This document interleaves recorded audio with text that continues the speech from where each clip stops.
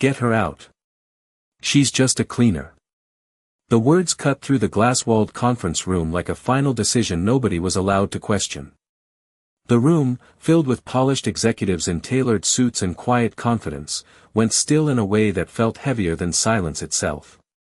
Ava Johnson stood near the long mahogany table, holding a stack of documents she had been wiping down just moments earlier, the faint smell of cleaning solution still on her gloves.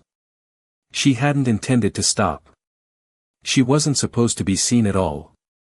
But something on the top page had made her pause, something about numbers that didn't align, a clause buried too neatly in corporate language that felt wrong even before it was understood.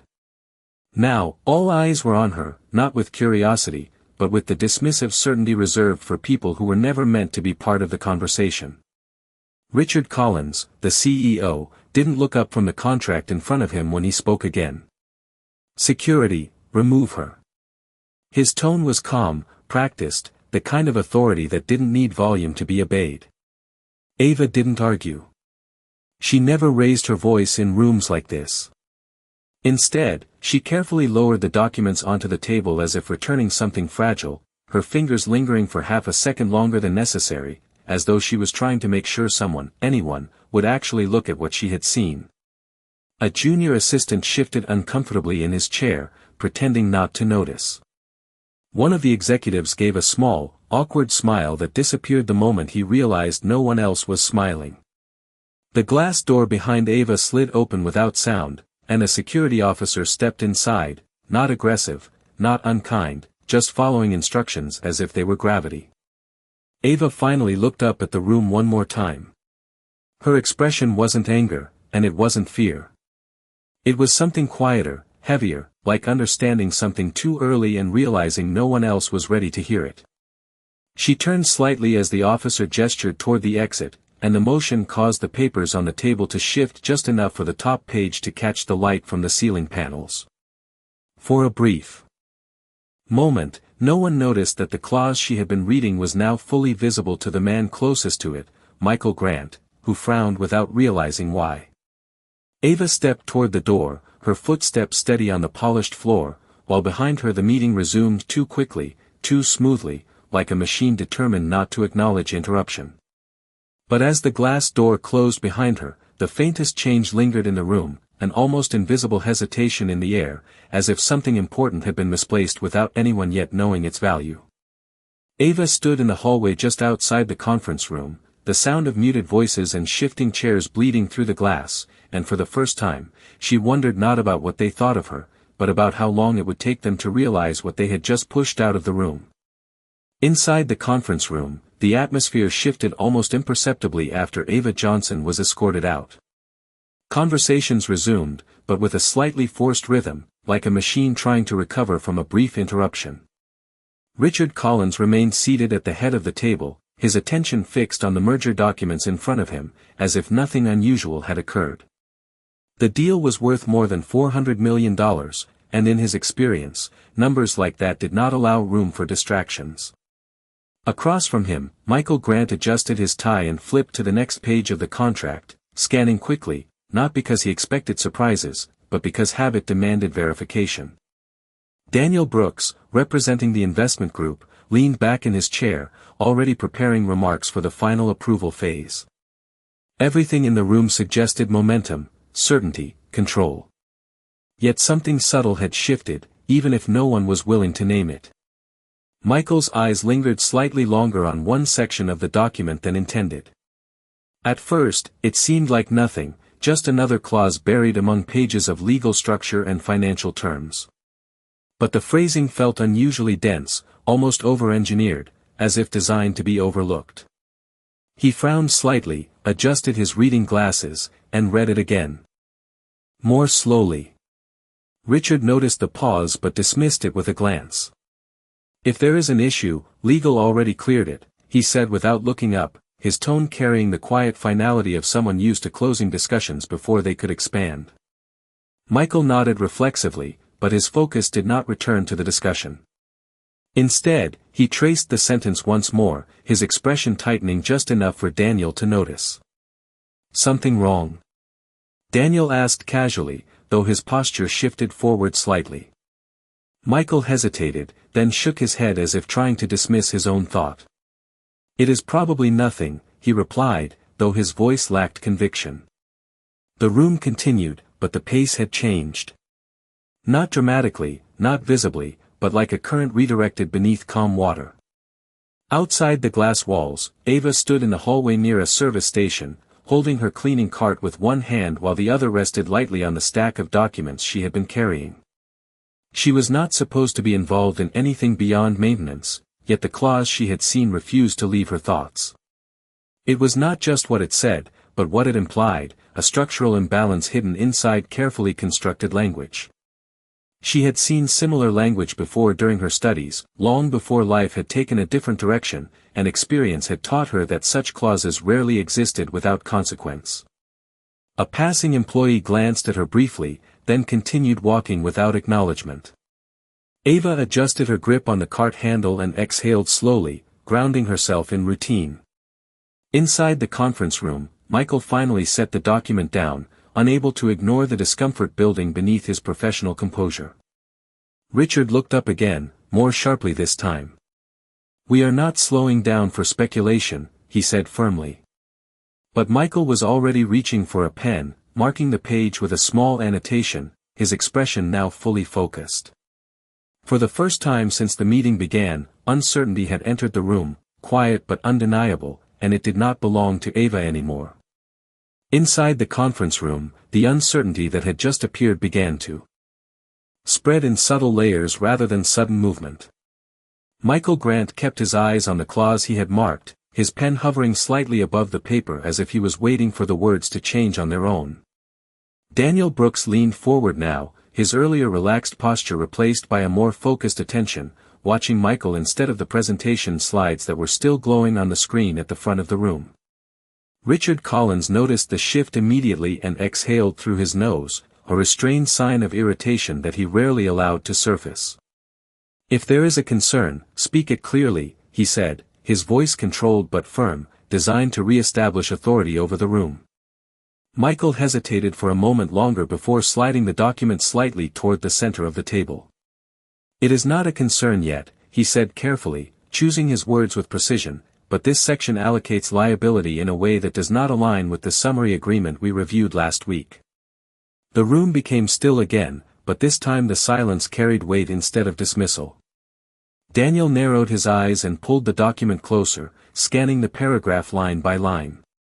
Outside the glass wall, Ava Johnson continued moving through the hallway, pushing her cleaning cart at a steady pace, though her attention was no longer fully on her work. She had positioned herself near the corridor junction where the conference room door was partially visible through the reflective glass, not to interfere, but to observe the reaction she already expected. A maintenance schedule clipboard rested against her arm, but her focus was distant, anchored in the subtle patterns she had learned to recognize long before this moment. Inside the room, Daniel finally spoke, his tone more serious than before. "This wording does not just shift responsibility, it redefines it after execution," he said, glancing briefly at Richard before returning to the document. Richard leaned back slightly in his chair, his expression tightening just enough to indicate that the discussion was no longer proceeding in the direction he had intended. "Legal approved every page," he said again, but this time the repetition sounded less like certainty and more like reliance on process. Michael flipped back a few pages, comparing sections, his finger tracing lines as he cross-referenced clauses with earlier summaries. A quiet realization began forming in his expression, not fully defined yet, but no longer avoidable. Ava paused her movement in the hallway as a junior staff member passed by without acknowledging her presence, and for a brief moment she looked toward the glass again. The room inside appeared unchanged from the outside, but the energy had shifted into something less stable, like a structure tested at its foundation. Michael finally spoke again, more slowly this time. "If this clause is enforced as written, then the risk distribution is not balanced between parties," he said, and for the first time Richard did not respond immediately. Instead, he looked down at the document himself, reading it directly rather than relying on prior assurance. The silence that followed was no longer passive.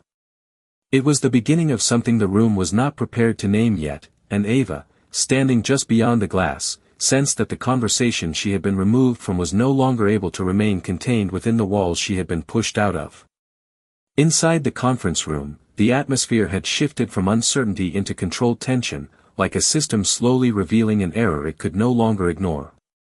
Michael Grant kept his finger pressed lightly against the printed clause, as if physical pressure might stabilize its meaning.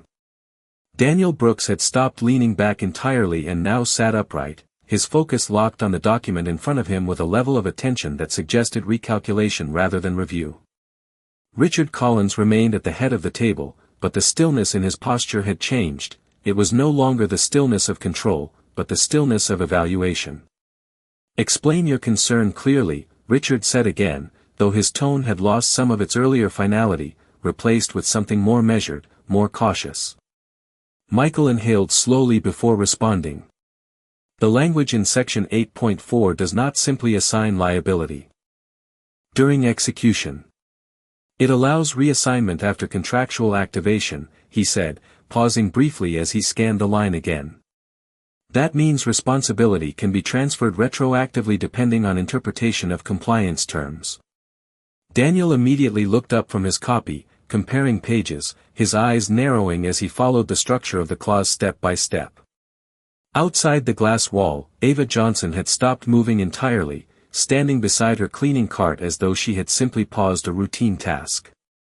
In reality, her attention was fully aligned with the room she had been removed from. She watched the executives through the reflective surface of the glass, noting not just their words, but their timing, their hesitation, and the subtle shift in authority that was beginning to redistribute itself without permission. A passing employee walked behind her without acknowledgement, reinforcing the boundary between presence and invisibility, but Ava did not react. Inside the room, Richard finally reached forward and took the document into his own hands. He read silently for several seconds, the lines absorbing his focus in a way that earlier summaries had not required. His jaw tightened slightly as he reached the same section Michael had highlighted. "This was reviewed by external counsel," Richard said, but the statement now carried less confidence and more procedural memory, as if he was repeating a fact that no longer aligned with present understanding.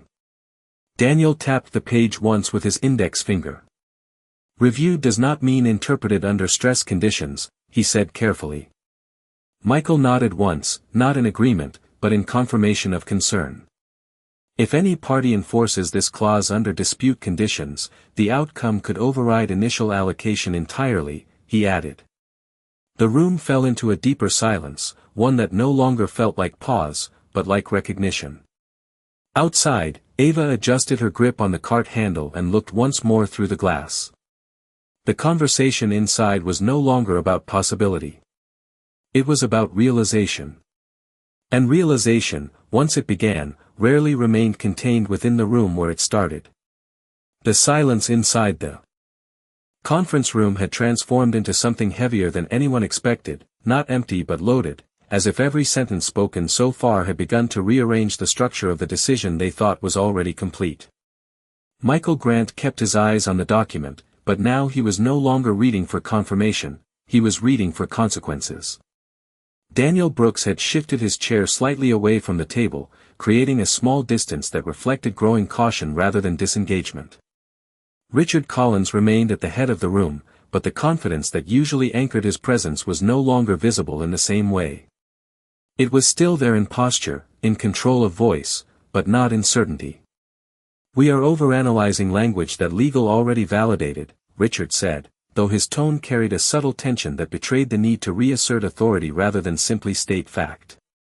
Michael exhaled slowly before responding. "Validation assumes alignment between intent and enforcement," he said carefully. "This clause does not guarantee that alignment under dispute conditions." Daniel turned another page, his eyes scanning faster now, not for reassurance but for structural clarity. Outside the glass wall, Ava Johnson remained still beside her cleaning cart, her gaze fixed on the meeting room as if distance no longer mattered. She had not spoken since being removed, yet her presence felt indirectly connected to every shift occurring inside. A notification on a nearby tablet displayed schedule updates, but she did not look at it. Her attention was fully tied to the rhythm of the room she had been excluded from, where certainty was now dissolving in controlled increments. Inside, Michael finally leaned back slightly, as if allowing himself to acknowledge what he had already understood. If a disagreement arises after execution, he said, this clause allows reinterpretation of responsibility based on performance metrics that are not clearly defined. The phrase landed differently this time. Daniel stopped moving entirely, his pen hovering above the page. Richard's eyes lifted slowly from the document.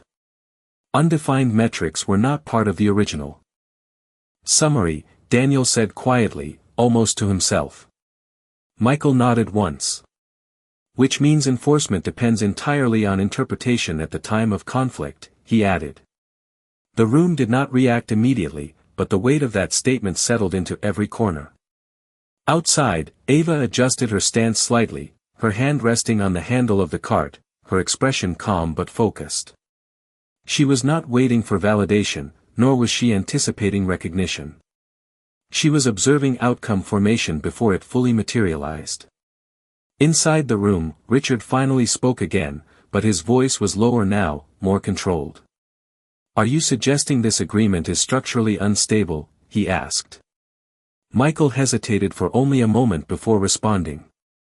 I am suggesting it contains conditions that shift risk beyond initial allocation, he said. Daniel looked up from the document and then toward Richard, the implication now fully present without needing further explanation. For the first time, no one in the room immediately countered the statement. The absence of rebuttal was not agreement, but recognition that the structure they had relied on was no longer as fixed as it had appeared minutes earlier. Outside the glass, Ava remained still, watching as the room that had dismissed her began to engage with the very concern she had tried to place in front of them. The separation between inside and outside no longer felt like hierarchy. It felt like timing. And timing, once misaligned, rarely corrected itself without consequence. The conference room no longer felt like a place of presentation, but like a space under evaluation, where every word carried measurable weight. Michael Grant remained focused on the document in front of him, but his reading had slowed significantly, as if each line required confirmation against an unseen second layer of meaning. Daniel Brooks had shifted his attention entirely from the presentation screen to the printed contract, now comparing sections with increasing precision, his earlier confidence replaced by analytical caution. Richard Collins sat still at the head of the table, but the authority he typically projected now felt restrained, as though he was holding it in place rather than naturally embodying it. We are operating on interpretation rather than confirmation, Richard said, though his voice no longer carried the same immediate finality. Michael responded carefully, choosing his words with deliberate structure. The issue is not interpretation of intent, he said. It is the enforceability of outcomes under conditions that are not explicitly defined. Daniel nodded slightly, tracing the clause again with his pen, now slowing down instead of scanning forward. Outside the glass wall, Ava Johnson remained positioned near the corridor junction, her cleaning cart stationary beside her. She was no longer moving through her assigned routine, but she also did not appear to be waiting in the conventional sense. Her attention was steady, directed toward the conference room where the dynamic had shifted from discussion to examination. The reflection of the glass partially overlaid her figure with the interior of the room, creating a visual overlap between observer and subject that made the separation less absolute. Inside, Michael finally set the document down fully, signaling a change in engagement. If enforcement is triggered under dispute, he said, then responsibility is determined after the fact based on performance interpretation metrics that are not fixed at the time of agreement. Daniel looked up immediately, his expression tightening as he processed the implication. Richard leaned forward slightly, his hands now resting on the table, no longer relaxed. Undefined metrics introduce variability into risk distribution, Daniel said, speaking more to confirmation than question. Michael gave a small nod. Which means the agreement does not guarantee stability under conflict conditions, he added. The room fell into a deeper silence, one that no longer felt like hesitation but like recognition of structural exposure. Outside the glass, Ava adjusted her posture slightly, her hand resting on the handle of the cart as she continued to observe without interruption. She did not react to the shift inside the room, but there was a subtle change in her focus, as if she had reached the point where observation no longer required anticipation. Inside, Richard finally spoke again, his tone measured but lower than before. "Are we saying the contract allows outcome reversal after execution?" he asked. Michael did not answer immediately, because the answer was already contained in what had been established. Daniel closed the document halfway, then opened it again, as if confirming that the structure remained consistent even under scrutiny. "Yes," Michael said at last. The word landed without emphasis, but its effect was immediate. The room did not react with noise or interruption. Instead, it reacted with stillness that felt heavier than before. Outside, Ava remained in place, watching as the conversation she had been removed from reached the conclusion she had recognized earlier. The boundary between hallway and conference room no longer represented exclusion. It represented delay in understanding, and that delay was now becoming visible to everyone inside. The silence inside the conference room had changed again, no longer a pause between thoughts but a space filled with consequence, as if every previous assumption was being reassembled under a new set of conditions. Michael Grant sat forward slightly, his hands now resting flat on the table, no longer interacting with the document as if it were a simple agreement but treating it like a system that required full comprehension before further action.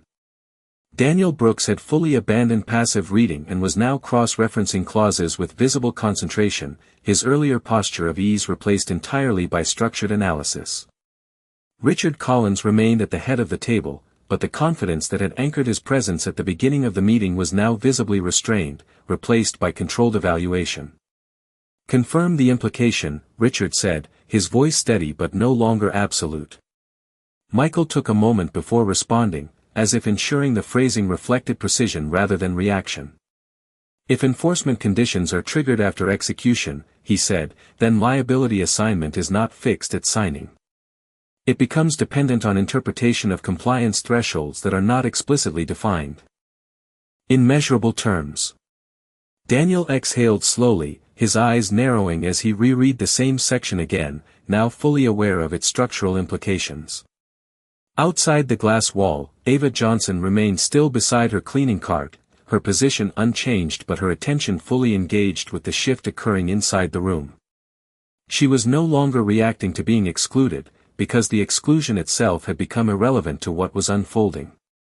Her expression remained neutral, but her focus was precise, as if she was observing the moment when understanding replaced assumption inside a controlled system. Inside, Michael finally closed the document slightly, not shutting it completely but signaling a transition from reading to conclusion.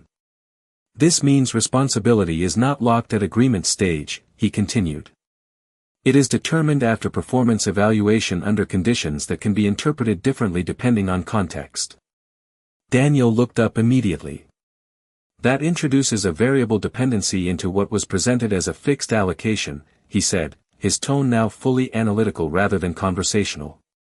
Richard's gaze moved slowly across both men before returning to the document. The silence that followed was not empty, but structural, as if the room itself was recalibrating its understanding of what had just been acknowledged.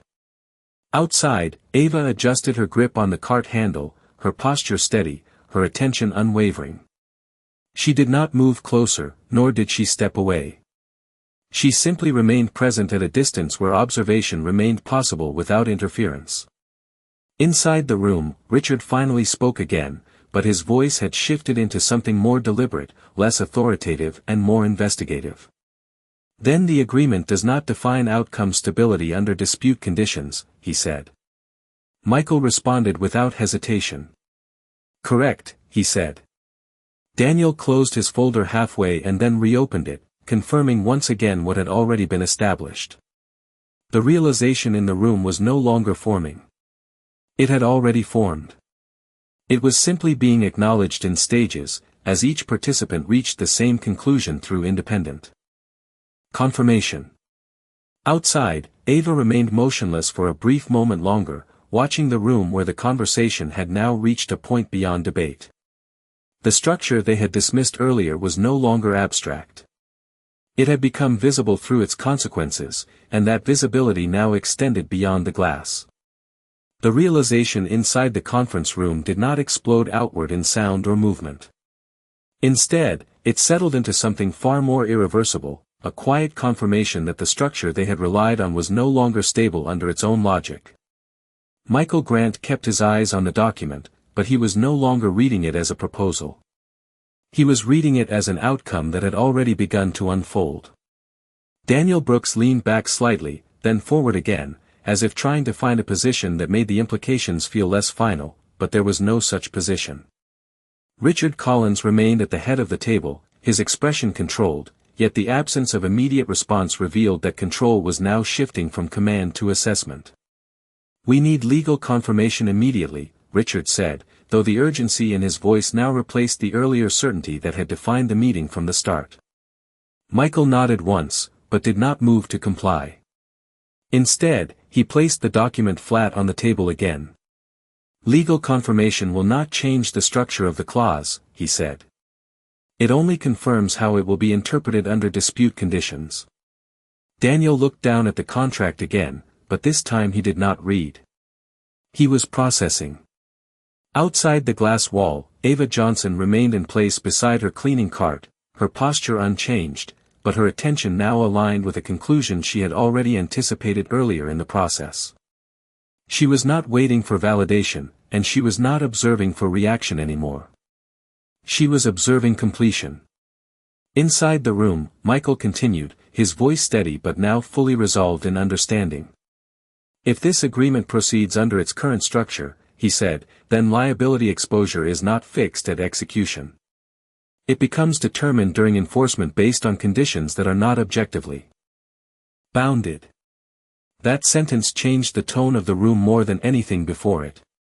Daniel slowly closed the folder in front of him, no longer needing to compare pages.